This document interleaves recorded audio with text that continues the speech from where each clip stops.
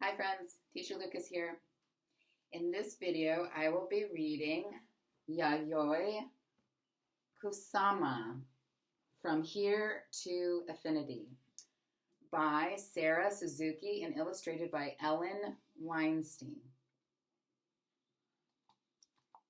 I was inspired to read this book because one of the friends out there that I spoke to them is packing to go to Japan for pretend packing to go to Japan. And also teacher Casey read the book Press Here with all the dots. And so it made me want to read this book about this artist. So let's get started. Yayoi Kusama was born in the country of Japan on the island of Honshu in a town called Matsumoto City. An old palace made of wood and stone overlooked a moat where swans swam. The streets were lined with little shops, and snow-capped mountains rose in the distance, swallowing up the sun as it went down in the evening.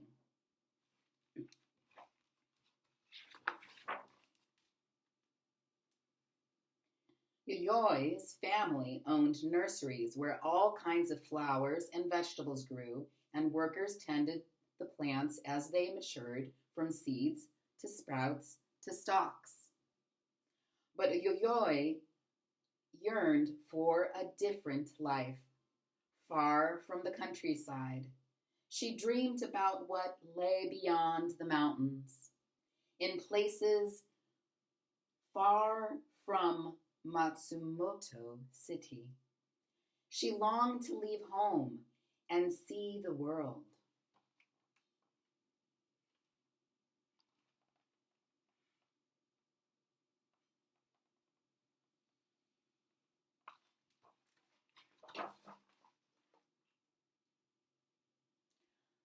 Yayoi's mother wanted her to stay home and learn about old-fashioned manners, how to dress elegantly, walk demurely, and eat politely, and find a proper husband.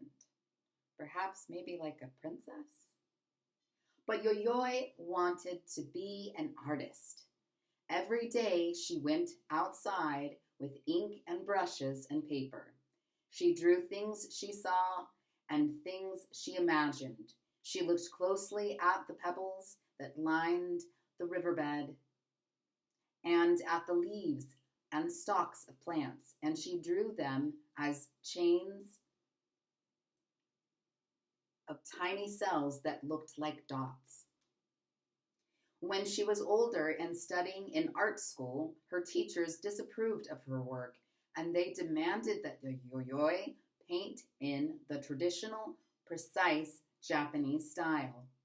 She wanted to go where she could live without rules. You ever feel that way sometimes, friends?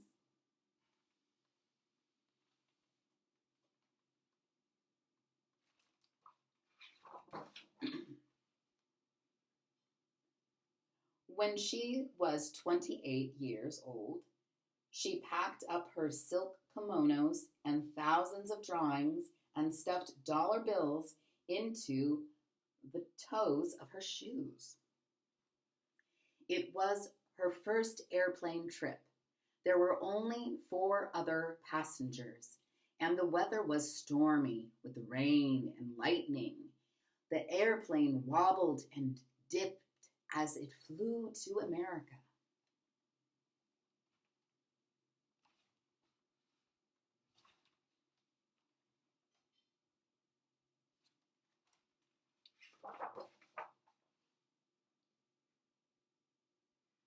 In New York, Yayoi went to the top of the Empire State Building, the tallest building in a city full of tall buildings. When she looked down, she saw buses and cars and yellow taxis zooming up and zooming down the avenues. and bankers and teachers and artists rushing to work. From up on the 86th floor, they looked like dots. She felt very far, quite far from Matsumoto City and her mother's rules. Here it seemed anything was possible.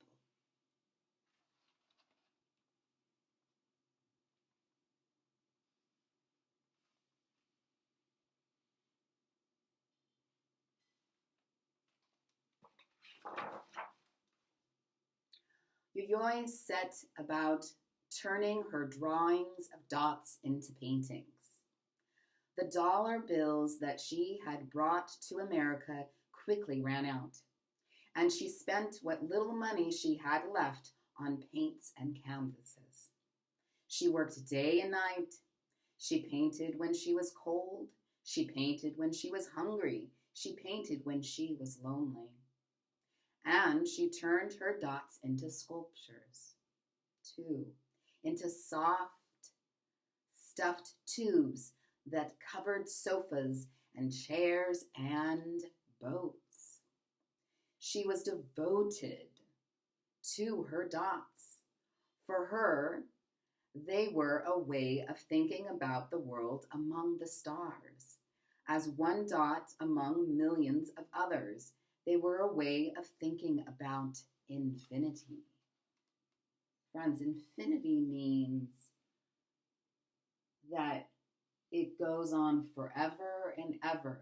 There is no ending, and then there's no beginning.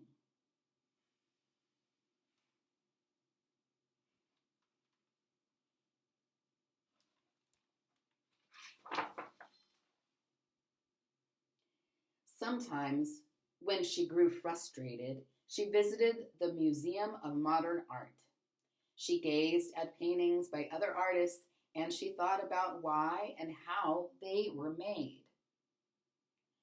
She looked at pictures of dancing girls and swirling night skies, trying to solve them as if they were puzzles.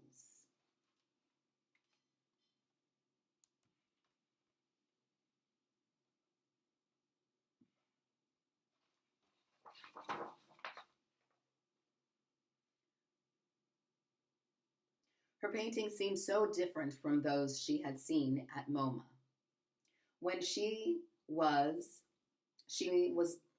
when she at last was ready to show her work in public, she invited all the friends she had made in New York.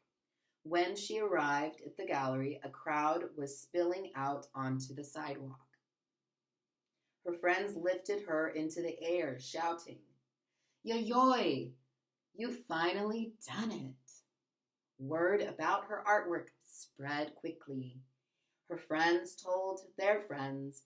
Newspapers wrote about her work, and reporters clamored to interview her about her dots. Now she began to show them in other cities all over the United States and Europe.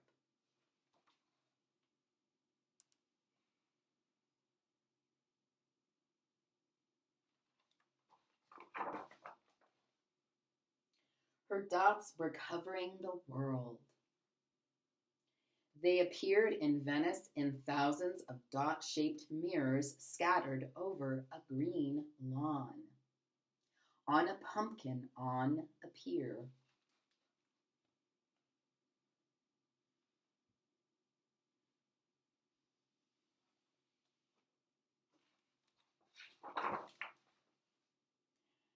On dresses and t-shirts, on people walking down the street, and in mirrored rooms where glowing dots were reflected and reflected again. An infinity of dots.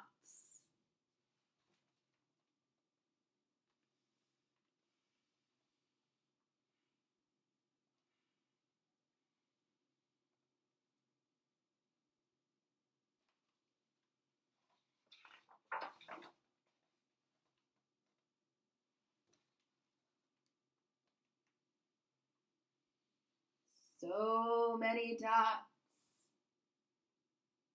Do you think Yuyoi likes dots? Do you like to draw dots, friends? Oh, there's some more. But they're everywhere. What is that? Having visited many countries all over the world, Yayoi returned to Japan. The country had changed since she had left, with many different artists challenging the old traditional style. So remember when she was going to art school and she was told that she should draw and make her art a certain way. She didn't. And she goes back and maybe she can do the art that she has done abroad or in another country. She could do it in Japan.